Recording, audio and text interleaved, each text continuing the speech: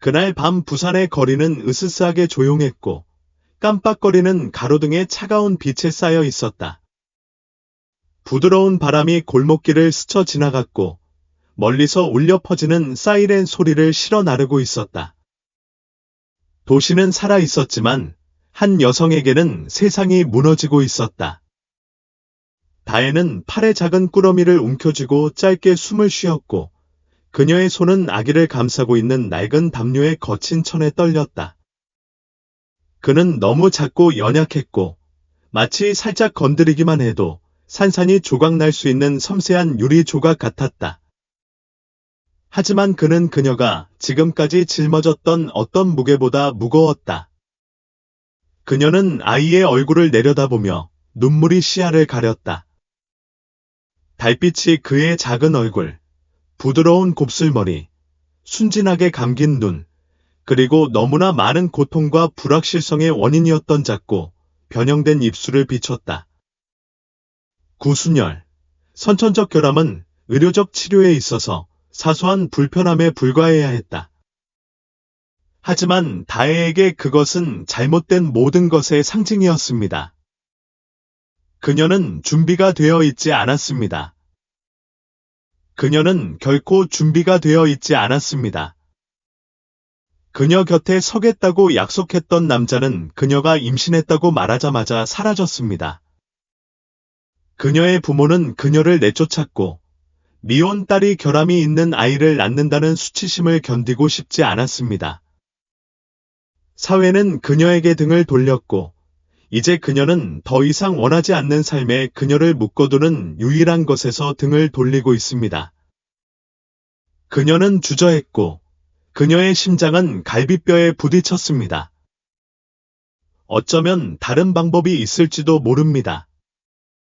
어쩌면 그녀는 도움을 찾을 수 있을지도 모릅니다. 보호소, 둘 다 받아줄 사람을 찾을 수 있을지도 모릅니다. 하지만 그녀는 몇 달 동안 굶주렸고 판단하는 시선, 담요조차 제대로 덮지 못한 추운 밤을 생각했습니다. 신생아는 말할 것도 없습니다. 그녀는 자신도 하나 없는데 어떻게 그에게 생명을 줄 수 있을까요? 아이는 그녀의 팔에 안겨 꿈틀거리며 그의 작은 얼굴이 찡그리고 입을 벌려 울부짖기 전에 부드럽게 신음했습니다. 죄책감의 칼날이 그녀의 가슴을 찔렀다. 용서해줘, 그녀가 속삭였다. 제발 용서해줘, 그녀는 공원의 오래된 나무 벤치 옆에 무릎을 꿇고 조심스럽게 아기를 좌석에 내려놓았다. 그는 여전히 울고 있었고 작은 주먹이 그녀를 향해 손을 뻗는 듯 공중에서 흔들렸고 떠나지 말라고 간청했다. 다혜는 입술을 너무 세게 깨물어서 피맛이 났다. 그녀는 한 걸음 뒤로 물러섰다가 또 한 걸음 뒤로 물러섰다. 그녀가 돌아서 달려가자 밤이 그녀를 삼켰다. 그녀는 뒤돌아보지 않았다. 뒤돌아볼 수도 없었다. 시간이 지났습니다. 아기의 울음소리가 텅 빈 거리에 울려 퍼졌고 가슴 아픈 간청이었지만 답은 없었다. 그는 주변 세상을 이해하기에는 너무 어렸고 자신이 방금 버림받았다는 사실을 알기에는 너무 순진했다. 차가운 밤이 잔인한 포옹처럼 그를 감싸고 그의 작은 몸은 축축한 공기에 떨었다. 하지만 그는 오랫동안 혼자가 아니었다. 한 쌍의 황금빛 눈이 어둠 속에서 빛났다. 그림자가 앞으로 기어와 아이를 킁킁 맡으며 낮은 징징거림이 들렸다. 개였습니다. 털이 엉키고 갈비뼈가 야른 털 아래로 튀어나온 크고 덥수룩한 잡종견이었습니다. 아기와 똑같은 길 잃은 개였습니다. 개는 부드러운 낑낑거림을 내며 차가운 코로 아기를 툭툭 쳤습니다. 아기는 우유와 낯선 냄새 같은 이상한 냄새가 났지만 그의 울음소리는 동물의 깊은 곳을 자극했습니다. 본능과 보호. 개는 텅 빈 거리로 고개를 돌려 깁고 으르렁거리는 짖음을 내질렀습니다. 그런 다음 또 다른 짖음이 점점 더 커졌고 그 소리는 경보처럼 밤새도록 울려 퍼졌습니다. 길 아래 어딘가에서 작은 아파트 창문에 불이 깜빡였습니다. 커튼이 움직이고 현관문이 삐걱거리며 열렸습니다. 한 여성이 밖으로 나와서 코트를 몸에 꼭 감았습니다. 그녀의 눈은 걱정으로 가득 차서 희미하게 밝혀진 거리를 훑어보다 짖는 소리에 머물렀습니다. 그녀의 존재를 느낀 겔은 다시 짖고 살짝 뒤로 물러섰습니다. 그리고 그녀는 그것을 보았습니다. 벤치에 있는 꾸러미였습니다. 그녀는 앞으로 달려가며 다른 담요를 벗기면서 숨을 헐떡였다. 맙서사. 그녀가 속삭였다. 아기야. 그 아이는 또다시 신음하며 작은 손가락이 따뜻함을 찾는 듯 말려 있었다. 그 여자. 가영은 간호사였다. 그녀는 자신의 경력에서 많은 것을 보았지만 이것은 완전히 다른 것이었다. 그녀는 아기를 팔에 안으면서 가슴이 쿵쾅거렸다. 그는 너무 작고 너무 차가웠다. 그가 여기 온 지 얼마나 되었을까? 가영은 절박한 어머니가 근처에 있기를 바라며 주변을 둘러보았다. 어쩌면 일시적으로 그를 떠난 사람일지도 모른다. 하지만 아무도 없었다. 그녀를 지적인 눈으로 지켜보는 개 한 마리뿐이었다. 마치 좋은 일을 했다는 것을 아는 듯 꼬리를 살짝 흔들었다. 그녀는 선택해야 했다. 경찰에 신고하거나 아동보호소가 올 때까지 기다릴 수도 있었지만 마음속으로는 그가 어디로 가게 될지 이미 알고 있었다. 과밀한 보육원에서 위탁가정으로 옮겨다니며 사랑 없이 자라는 곳이었다. 가영은 침을 꿀꺽 삼켰고 말을 하기도 전에 결정을 내렸다. 괜찮아, 꼬마야. 그녀는 중얼거리며 그의 이마에 부드럽게 키스했다. 이제 안전해. 보육원은 차갑고 회색이며 생기가 없었다. 진정한 집의 따뜻함과는 거리가 멀었다. 이제 진호라는 이름을 가진 소녀는 방구석에 앉아 다른 아이들이 노는 것을 지켜보았다. 그는 그들과 어울리지 않았다. 그는 결코 그러지 않았다. 갈라진 입술이 그를 다르게 만들었다. 그를 버림받은 사람으로 만들었다. 다른 아이들은 그에 대해 수군거렸다. 어떤 아이들은 그를 욕했다. 어떤 아이들은 그가 존재하지 않는 것처럼 그를 무시했다. 하지만 가영은 항상 거기에 있었다. 그가 울 때 그를 붙잡아 주었다. 그녀는 다른 사람들이 그를 얕잡아 볼 때 그를 위해 싸웠다. 그녀는 그에게 그가 특별하고 더 큰 무언가를 위해 태어났다고 거듭거듭 말해준 사람이었다. 그래도 진호는 진실을 알고 있었다. 아무도 망가진 아이를 원하지 않았다. 아무도 그를 원하지 않았다.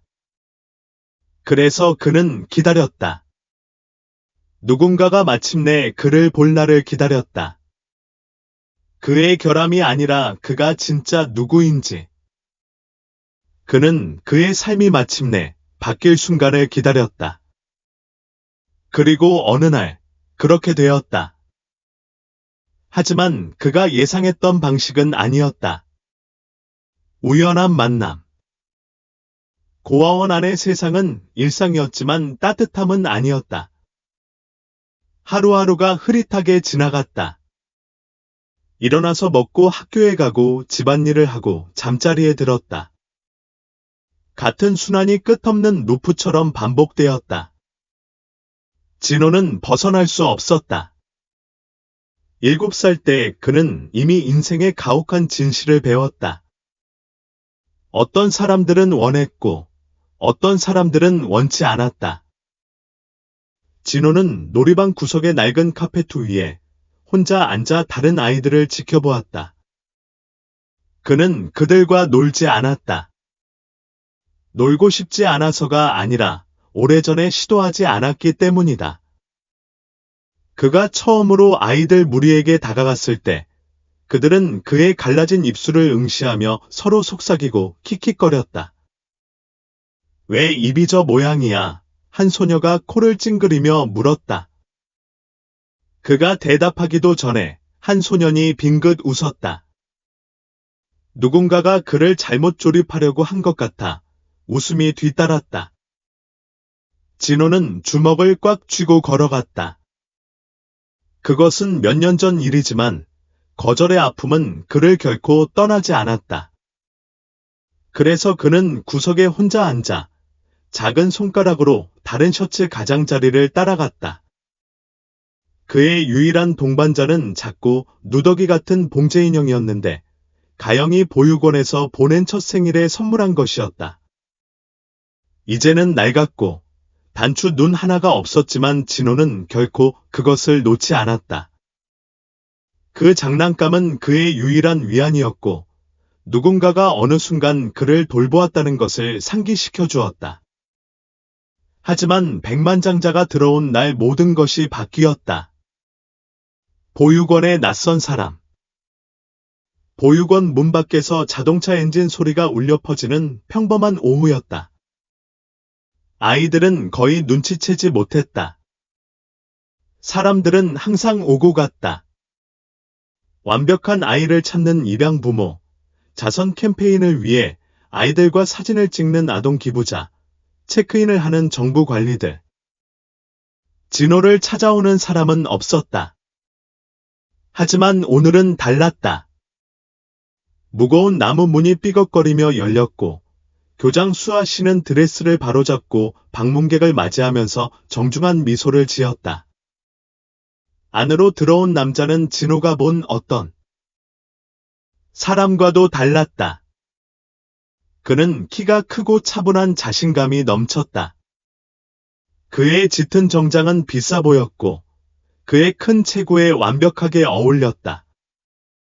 그의 구두는 희미한 불빛 아래서 반짝였고 그의 손목에 찬 시계는 아마도 고아원의 월간 비용보다 더 비쌌을 것이다. 그의 모든 것이 부유함을 외쳤다. 하지만 그의 외모만이 주목을 끌었던 것은 아니었다. 그의 눈은 날카롭고 계산적이었지만 더 깊은 무언가, 거의 친숙한 무언가를 숨기고 있었다. 진호만이 응시하고 있었던 것은 아니었다. 다른 아이들은 흥분해서 속삭였다. 그들의 호기심은 절정에 달했다. 부자들은 이런 곳을 거의 방문하지 않았다. 그는 누구야? 한 소년이 중얼거렸다. 그는 누군가를 입양하러 온 거야. 다른 소년이 말했다. 그 생각은 진호의 가슴을 찔렀다. 그가 아닐 거야. 결코 그렇지 않았어. 모든 것을 바꾼 대화. 그 남자의 이름은 경수. 억만장자, 강력한 사업가, 아내 없는 남자였다. 아이는 없고 그저 열심히 일하고 무자비한 결정을 내린 제국이 있을 뿐이었다. 그는 변덕에 따라 고아원에 왔다. 아니, 적어도 그는 그렇게 스스로에게 말했다. 사실, 그는 무엇이 그를 그곳으로 이끌었는지 확신하지 못했다. 그는 입양을 고려한 적이 없고 가족이 필요하다고 느낀 적도 없었다. 그의 삶은 숫자, 계약, 거래, 즉 말이 되는 것들로 이루어졌다. 그들은 예측 불가능하고 지저분하고 감정적이었다. 하지만 그의 내면의 무언가가 그날 고아원을 방문하도록 그를 밀어붙였다. 그가 복도를 걷자 그의 시선은 아이들을 훑어보았다.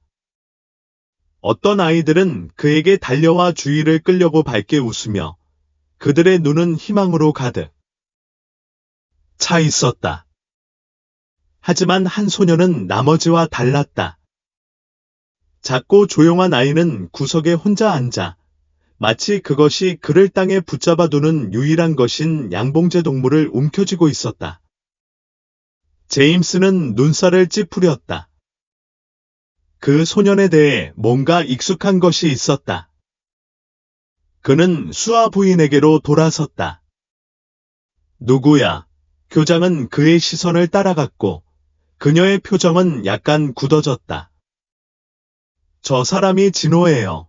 그녀가 조심스럽게 말했다. 아기 때부터 여기 있었어요. 제임스는 오랫동안 아이를 바라보았다. 아무 말 없이 그는 걸어갔다.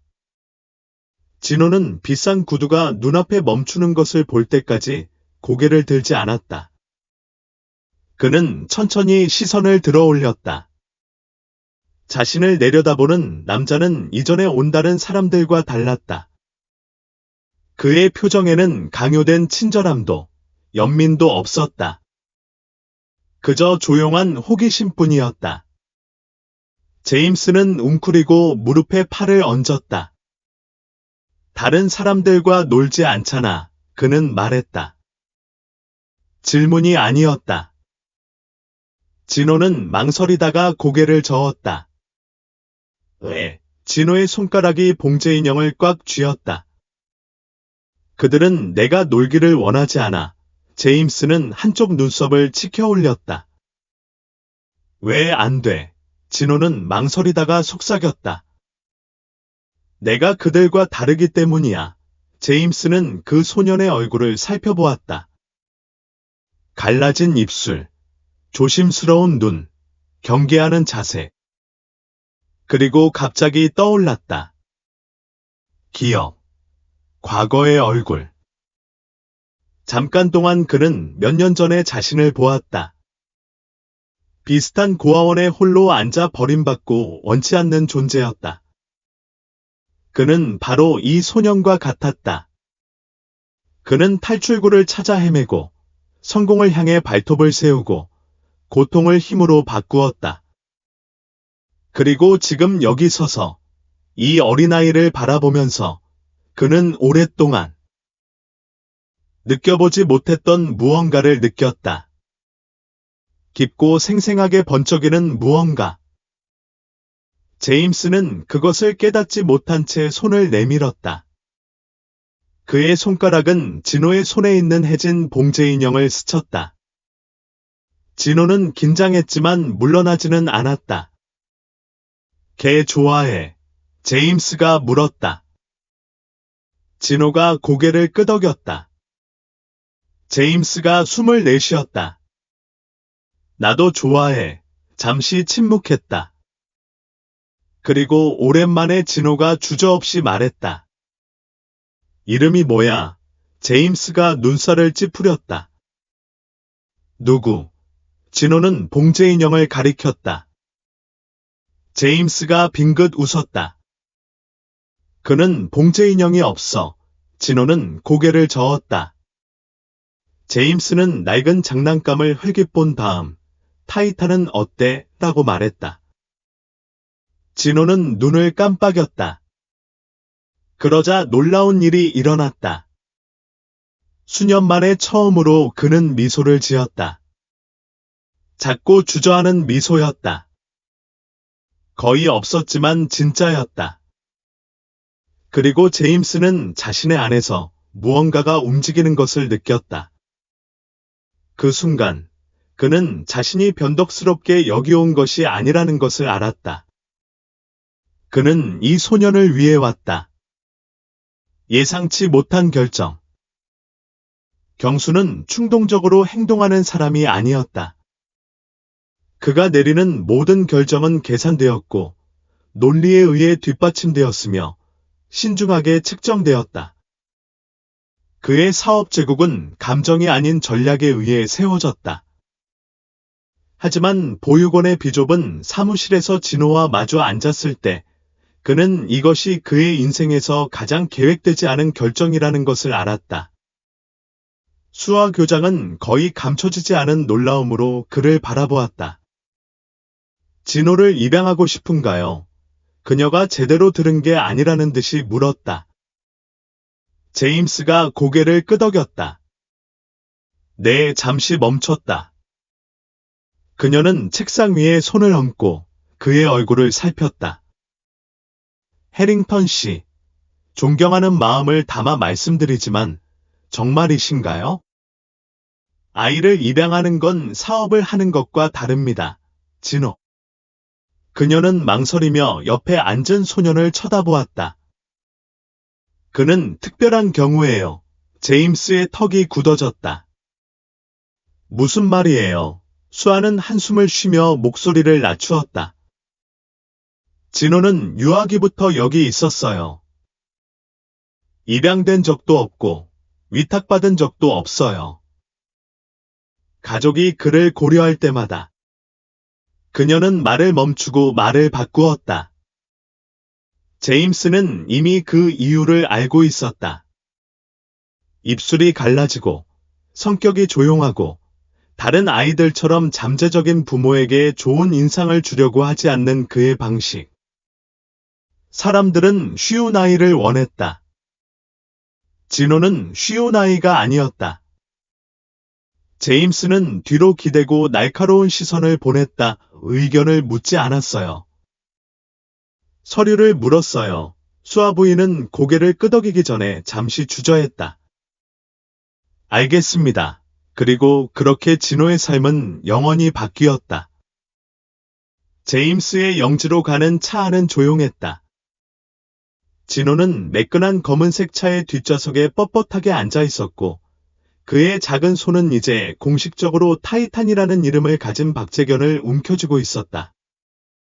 제임스는 앞좌석에 앉아 스티어링 휠에 손을 얹고 백미러로 그 소년을 흘끗 쳐다보았다. 그는 무슨 말을 해야 할지 몰랐다. 두 사람 모두에게 새로운 일이었다. 진호는 가족을 갖는 것이 어떤 것인지 전혀 몰랐고 제임스도 가족이 되는 것이 어떤 것인지 전혀 몰랐다. 오랜 침묵 끝에 제임스가 마침내 입을 열었다. 배고프세요? 진호는 망설이다가 고개를 끄덕였다. 제임스는 전화기를 꺼내 전화를 걸었다. 지연아, 아이를 위해 뭔가 준비해야 해. 간단한 걸로. 파스타 같은 거. 전화 저편에서 목소리가 들렸다. 아이요. 선생님, 제임스는 거울. 속의 진호를 흘깃 보았다. 네. 도착하면 설명해 드릴게요. 그는 전화를 끊었다. 진호는 그들이 도시를 지나 부유한 동네로 차를 몰고 가는 동안 창밖을 응시했다. 거리는 넓어졌고 집은 커졌다. 바깥 세상은 고아원과는 전혀 달랐다. 그리고 마침내 거대한 저택의 웅장한 차도에 차를 몰고 들어갔을 때 진호의 손가락은 타이탄을 꽉 쥐었다. 여기는 그저 집이 아니라 왕국이었다. 집 같지 않은 집, 현관문이 열리자 50대 후반의 여성이 기다리고 있었다. 가정부 지연. 진호를 보고 그녀의 눈이 살짝 커졌지만 그녀는 재빨리 놀라움을 감추었다. 어서 오세요. 해링턴 씨. 그녀는 시선을 진호에게 돌렸다. 그리고 당신이 진호겠죠. 그는 대답하지 않았다. 대신 제임스가 말했다. 그의 이름은 진호입니다. 그는 영구히 여기 머물 것입니다. 지연의 표정이 깜빡였지만 그녀는 그저 고개를 끄덕였다. 물론입니다. 선생님. 그의 방은 준비되었습니다. 진호는 제임스를 따라 안으로 들어갔고 그의 눈은 웅장한 복도, 값비싼 그림, 우뚝 솟은 계단을 훑어보았다. 모든 것이 깨끗하고 완벽해 보였고 손대지 않은 듯 보였지만 무언가가 비어있는 느낌이 들었다.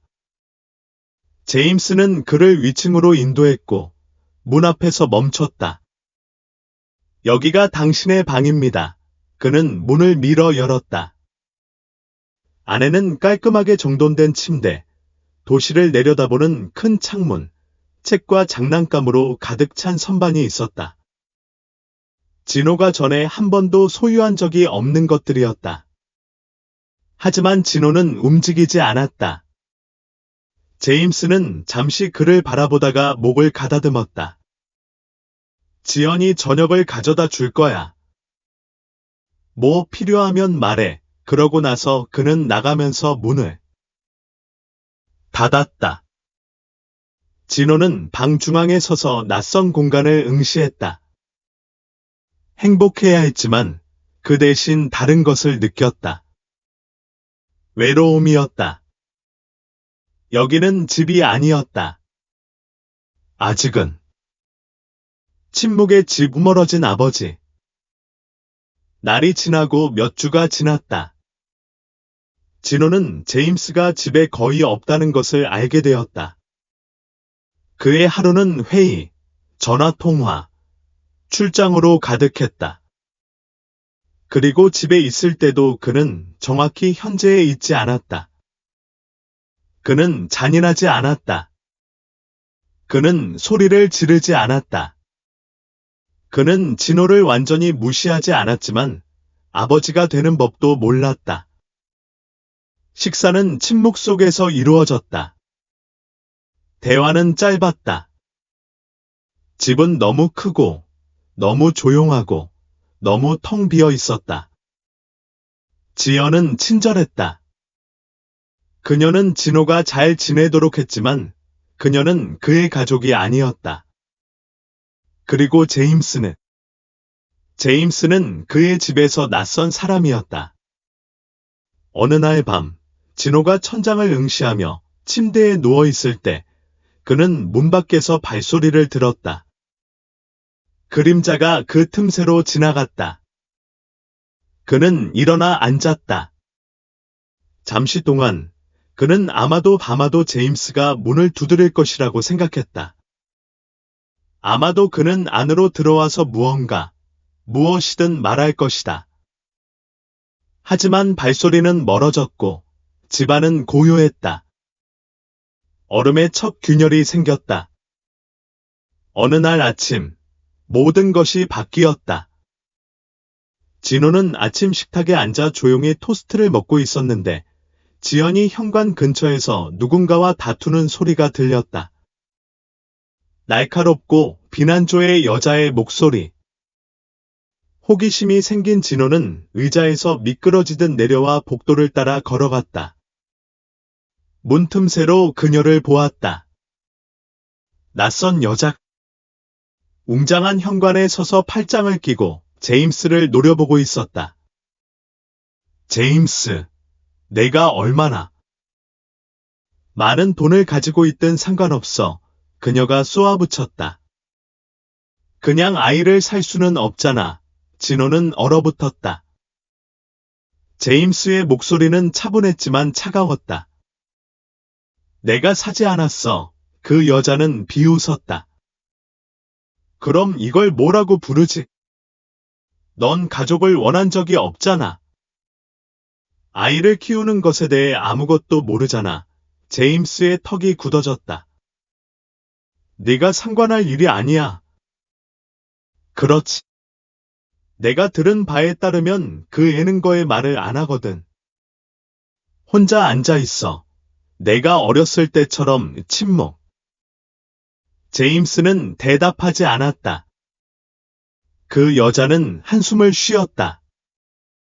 제임스, 널 알아. 넌 아빠가 아니야. 아빠가 되는 법도 모르잖아. 진호의 배가 뒤틀렸다. 그녀가 옳았을까? 제임스가 자신이 실수했다는 걸 깨달을까? 그를 돌려보낼까? 그 여자는 고개를 저었다. 아이를 입양한다고 해서 과거를 고칠 수는 없잖아. 마침내 입을 열었을 때 제임스의 목소리는 조용했다. 과거를 고치려는 게 아니야. 그럼 뭐 하는 거야? 제임스는 대답하지 않았지만 진호는 그의 숨결에 살짝 떨림이 느껴졌다. 처음으로 경수가 강력한 사업가처럼 들리지 않았다. 그는 길을 잃은 것처럼 들렸다. 진호처럼. 그리고 처음으로 진호는 어쩌면 그들이 결국 그렇게 다르지 않은 게 아닐까 하고 생각했다. 그날들은 느리게 흐르는 강물처럼 흘러갔다. 꾸준하면서도 멀리 있었다. 진호는 저택에서 거의 2달을 살았지만 여전히 집처럼 느껴지지 않았다. 제임스는 자기 집에서 유령이었다. 그는 항상 사업에 파묻혀 있었고 항상 회의와 거래에 몰두하며 왔다 갔다 했다. 식탁에서 그들은 마주 앉았고 그들의 접시에는 음식이 가득했지만 그들의 말은 드물었다. 지연은 그 틈을 메우려고 노력했고 부드러운 대화로 침묵을 채웠지만 그것은 결코 오래가지 못했다. 어느 날 저녁, 그들이 평소처럼 침묵 속에 앉아 있을 때 진호가 마침내 입을 열었다. 왜 나를 입양했어? 방금 와인을 한 모금 마신 제임스는 거의 질식할 뻔했다. 그는 잔을 내려놓고 목을 가다듬었다. 뭐라고? 진호의 손이 포크를 꽉 쥐었다. 왜 나야? 나한테 말 안 해. 항상 바쁘잖아. 애들도 싫어하잖아. 제임스는 한숨을 쉬며 의자에 기대앉아 관자놀이를 문질렀다. 그렇게 간단한 일이 아니야. 그럼 설명해. 제임스는 맞은편에 앉은 소년을 응시했다. 진호의 얼굴은 읽을 수 없었지만 그의 목소리에는 제임스가 너무나 잘 알고 있는 무언가가 담겨 있었다. 외로움이었다. 제임스가 한숨을 내쉬었다. 네가 이해할 만한 대답이 없어. 진호의 가슴이 가라앉았다. 그럼 후회하는 거야. 제임스는 오랫동안 말이 없었다. 마침내 그는 말했다. 아니, 후회하지 않아. 진호가 기대했던 대답은 아니었지만 충분하지도 않았다. 아직은. 어느 날 저녁, 제임스는 평소보다 일찍 집에 도착했다. 그는 여전히 조용한 분위기를 기대하며 집으로 들어갔다. 대신 그는 특이한 소리를 들었다. 웃음소리였다. 거실에서 들려오는 소리였다. 제임스가 들어와서 지연이 진호와 바닥에 앉아있는 것을 보았는데 두 사람 사이에는 카드 한 벌이 놓여 있었다. 진호는 실제로 웃고 있었다. 제임스가 그 소년이 진심으로 행복해하는 것을 본 것은 처음이었다. 지연은 제임스를 보고 재빨리 일어섰다. 아, 해링턴 씨. 우리는 그냥 제임스가 손을 들었다. 괜찮아요. 진호는 즉시 아래를 내려다보며 다시 경계하는 표정을 지었다. 방금 내린 벽이 바로 다시 올라왔다. 제임스는 말하기 전에 망설였다. 무슨 게임이에요? 지연은 마치 그가 대답하기를 기다리는 듯 진호를 흘낏 보았지만 진호는 어깨를 으쓱했다. 그녀는 마침내 고 PC라고 대답했다. 제임스는 고개를 끄덕였다. 그는 게임을 해본 적이 없었다. 그는 어렸을 때 실제로 게임을 해본 적이 없었다. 하지만 진호가 카드 끝을 따는 것을 지켜보면서 제임스는 무언가를 깨달았다. 그는 자신의 아들을 모른다는 것이다. 그리고 그것은 바뀌어야 했다. 다음 주말에 제임스는 회의를 취소했다. 지연은 그가 집에 있다고 말했을 때 거의 접시를 떨어뜨릴 뻔했다. 괜찮아. 그녀가 의심스럽게 물었다. 그 토요일 아침, 제임스는 진호의 문을 두드렸다. 진호는 문을 열자 놀란 표정을 지었다. 제임스가 목을 가다듬었다. 오늘 뭔가 할 수 있을 것 같았어. 진호가 눈살을 찌푸렸다. 무슨 말이에요? 제임스가 망설였다. 아이들은 뭘 좋아해요? 진호는 잠시 그를 응시했다. 그러고는 자신도 모르게 웃었다. 작은 웃음이었고 웃음에 불과했지만 진짜였다. 제임스가 눈썹을 치켜 올렸다. 뭐요? 진호는 고개를 저었다. 너 정말 못하잖아. 제임스는 한숨을 쉬며 관자놀이를 문질렀다. 그래. 알아. 그럼 도와줘. 뭐 하고 싶어? 진호는 잠시 생각한 후 얼굴이 밝아졌다. 아케이드. 제임스는 눈살을 찌푸렸다. 뭐라고? 진호는 눈을 굴렸다. 게임이 있는 곳이야. 제임스는 망설였다. 그는 아케이드에 발을 들여놓은 적이 없었다. 그럴 필요도 없었다. 하지만 진호의 눈에서 흥분을 보았을 때 전에 본 적이 없는 흥분을 보고 제임스는 결정을 내렸다. 좋아. 가자. 아케이드는 시끄럽고 혼란스러웠으며 번쩍이는 불빛으로 가득했다. 제임스는 완전히 어울리지 않았다. 하지만 진호는 마치 자신이 속한 곳인 것처럼 보였다. 그의 눈은 한 게임에서 다른 게임으로 옮겨갔고 손은 버튼을 누르고 싶어 가려웠다. 제임스는 진호가 기계를 가리키며 달려가는 것을 지켜보았다. 이거? 스트리트 파이터라고 해. 제임스는 화면을 흘깃 보았다. 픽셀화된 두 캐릭터가 싸우고 있었다. 그는 무슨 일이 일어나고 있는지 전혀 몰랐다. 진호가 그에게 컨트롤러를 건네주었다. 너도 해. 제임스는 망설이다가 그의 옆에 앉았다. 몇 초 만에 게임이 시작되었다. 진호의 캐릭터가 주먹을 날렸다.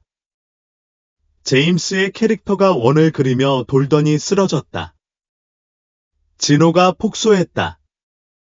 제임스가 눈살을 찌푸렸다. 방금 무슨 일이야? 너가 졌어. 제임스가 눈을 가늘게 뜨고 말했다. 나는 지지 않아. 진호가 빙긋 웃었다. 지금은 졌어. 그 순간 무언가가 바뀌었다. 처음으로 그들은 고아와 사업가가 아니었다.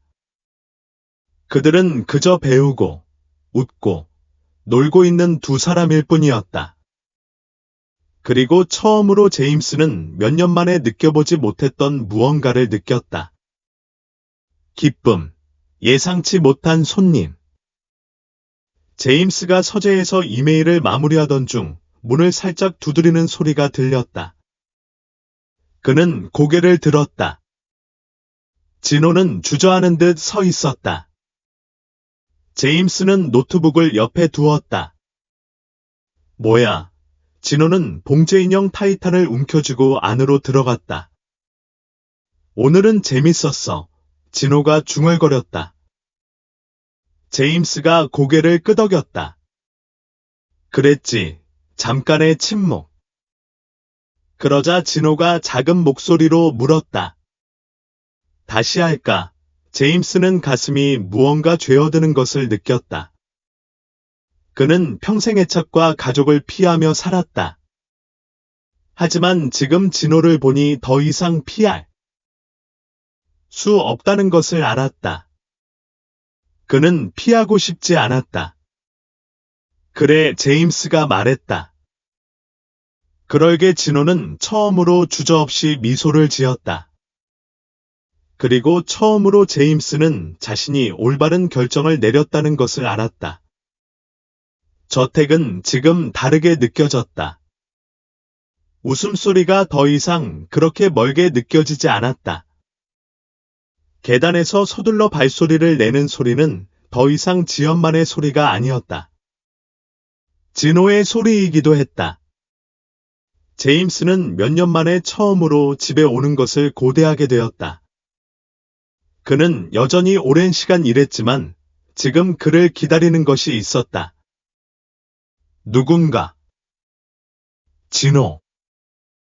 하지만 그 변화와 함께 제임스가 예상하지 못했던 것이 왔다. 두려움. 제임스는 깊은 곳에서 인정할 준비가 되지 않은 것을 알고 있었기 때문이다. 나는 아버지가 되는 법을 모른다. 그의 서재, 노트북 키보드 위에 놓인 손가락. 그는 합병 작업을 해야 했지만 그의 마음은 다른 데 있었다. 지연은 방금 진호를 잠자리에 눕혔다.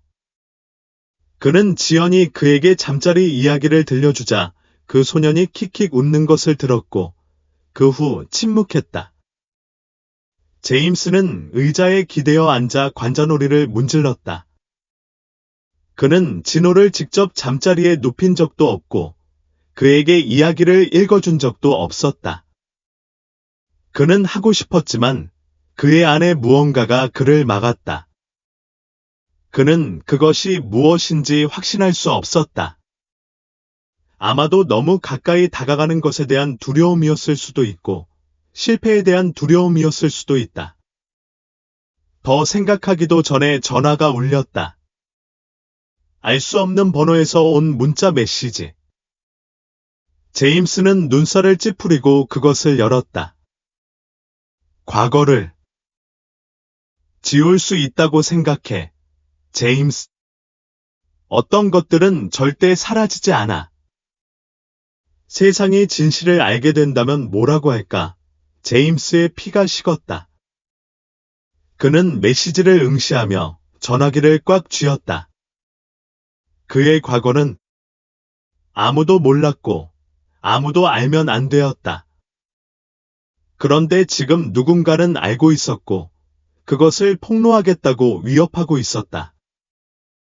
원치 않는 기억이 되살아났다. 제임스는 그날 밤 간신히 잠을 잘 수 있었다. 과거는 그가 수년간 묻어두었던 것이었지만 지금은 기어나왔다. 지연은 현실로 돌아오는 길에 다음날 아침 식사 때 무언가 잘못되었다는 것을 깨달았다. 지쳐 보이네요. 그녀는 제임스 앞에 계란 접시를 놓으며 말했다. 제임스는 음식에 거의 손을 대지 않았다. 테이블 건너편에 앉은 진우는 두 사람을 번갈아가며 바라보았다. 그는 지난 몇 달 동안 관찰력이 더 발달했다. 무슨 일이야? 그는 물었다. 제임스는 고개를 저었다. 아무것도 아니야. 진호는 그를 믿지 않았지만 그는 문제를 제기하지 않았다. 대신 그는 포크를 집어들고 중얼거렸다. 거짓말쟁이. 제임스는 거의 웃을 뻔했다. 거의. 그는 깊은 곳에서 진호가 옳다는 것을 알고 있었기 때문이다. 그 다음 주에 제임스는 또 다른 문자를 받았다. 이번에는 위협이 아니라 주소였다. 제임스는 무시할까 생각했지만 무언가가 그에게 그럴 수 없다고 말했다. 그는 이 문제에 직면해야 했다. 그래서 그는 그렇게 했다. 주소는 그를 교회의 오래된 식당으로 이끌었다. 제임스는 안으로 들어가 희미하게 밝혀진 방을 살폈고 그때 그를 보았다. 가장 먼 구석에 한 남자가 앉아 있었다. 그의 얼굴은 제임스가 기억했던 것보다 더 늙고 거칠었지만 그의 눈은 여전히 차갑고 계산적이었다. 제임스는 숨을 고르며 말했다. 승연이 제임스가 그를 뒤로하고 떠날 때까지 그에게 형제와 같은 남자. 승연은 빙긋 웃었다. 오랜만이야. 제임스는 주먹을 꽉 쥐었다. 무슨 일이야? 승연은 뒤로 기대며 눈을 위험하게 번쩍였다. 그냥 얘기하고 싶었을 뿐이야. 제임스는 앉지 않았다. 쓸데없는 소리할 시간 없어. 승연은 빙긋 웃었다. 아, 하지만 이건 게임이 아니야. 오랜 친구야. 이건 현실이야. 현실에서 비밀은 영원히 묻혀있지 않아. 제임스의 배가 꽉 죄어들었다. 승현은 손가락을 테이블에 두드렸다. 아이는 어때? 제임스의 몸이 긴장했다. 맞아, 승현이 빙긋 웃었다. 내 작은 고아에 대한 건 다 알아. 제임스는 이를 악물고 날카로운 목소리로 말했다. 그 녀석은 여기서 빼버려. 위승현은 고개를 기울였다. 그건 내 마음대로야. 제임스는 천천히 한숨을 쉬었다. 무슨 일이야? 승현의 미소가 커졌다. 아, 제임스. 알잖아. 그리고 제임스는 알았다. 하지만 그는 그 대가를 치를 의향이 있는지 확신하지 못했다. 제임스는 그날 밤 늦게 집에 돌아왔다. 그의 마음은 폭풍이었다. 승현이 자신의 과거를 폭로하고 진실이 밝혀지면 그는 망가질 뿐만 아니라 진호도 그 속에 휩쓸릴 것이다. 제임스는 침대 가장자리에 앉아 얼굴을 쓰다듬었다. 그는 평생 자신의 명성을 쌓는데 바쳤고 이제 한 번의 실수가 모든 것을 망칠 수 있다. 그는 진호를 보호해야 했다. 하지만 어떻게? 그의 생각은 문을 두드리는 소리에 방해를 받았다. 들어와. 제임스는 지연인 줄 알고 말했다. 하지만 아니, 진호였다. 그는 문에서 주저하다가 타이탄 봉제 인형을 움켜쥐고 안으로 들어갔다. 괜찮아. 진호가 물었다. 제임스는 억지로 미소를 지었다. 괜찮아. 진호는 움직이지 않았다. 또 거짓말을 하고 있구나. 그는 부드럽게 말했다. 제임스는 심호흡을 했다.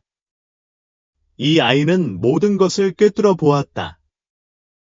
진호는 그의 옆에 앉았고 그의 작은 다리는 침대 가장자리에 매달려 있었다.